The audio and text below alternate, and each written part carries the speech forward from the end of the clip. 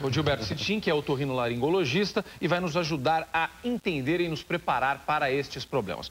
Doutor, primeira pergunta que eu faço. Realmente, eu perguntei isso algumas vezes aqui na introdução, na abertura do programa. Vai chegando, chegou outono, inverno, as pessoas vão ficando doentes. Realmente, isso pega mais nesta época do ano ou não? As pessoas estão mais frágeis e quem é mais frágil pode ficar doente em qualquer época do ano? Pode ficar em qualquer época do ano, mas no inverno as doenças são mais comuns, as doenças respiratórias são mais comuns por causa de alguns fatores. O primeiro dele, a temperatura quando abaixa favorece a propagação de alguns vírus e bactérias. Os ambientes fechados, então geralmente nós ficamos na época do tempo mais frio, as pessoas se aglomeram em ambientes mais fechados, isso facilita demais a propagação dos agentes infecciosos. O outro aspecto, a poluição atmosférica aumenta muito, principalmente em cidades como São Paulo, onde a gente tem uma umidade do ar muito mais baixa no inverno. Então o ar fica mais seco, os ambientes fechados e um ar mais frio, isso tudo favorece, diminui a imunidade local da gente pelo ressecamento das vias aéreas e aumenta a facilidade de transmissão dos agentes etiológicos. Doutor Gilberto, quantas vezes é normal a gente ficar gripado ou resfriado? Então a gripe e o resfriado é importante uma diferenciação entre as duas patologias, porque são bastante diferentes com potenciais complicações muito diferentes.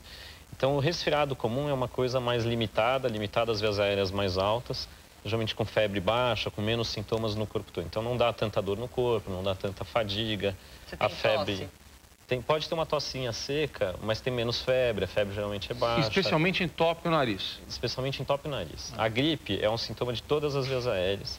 Então, começa no nariz, vai para o pulmão, se estende até as vias aéreas inferiores. A gripe é um sintoma é um quadro mais intenso, um quadro de febre mais alta, muita indisposição, mais dor no corpo, dura mais dias.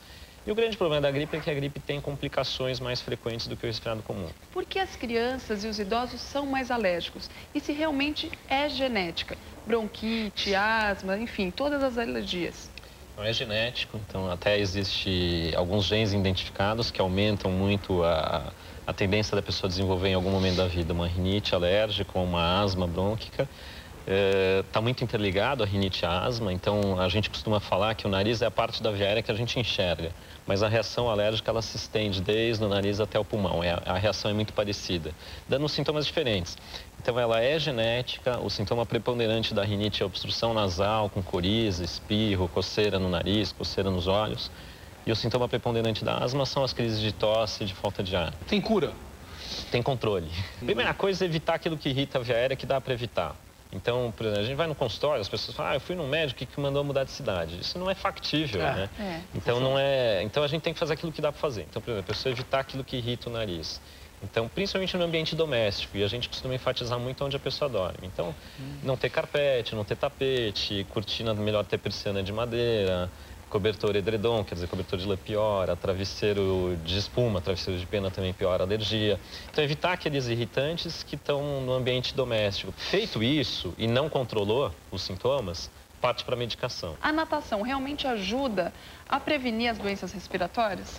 Natação é ótima para criança asmática, então para qualquer idade, né? Então crianças, adultos. Então a natação melhora, como qualquer atividade física, uma alimentação saudável, melhora a imunidade, vai ter menos infecções.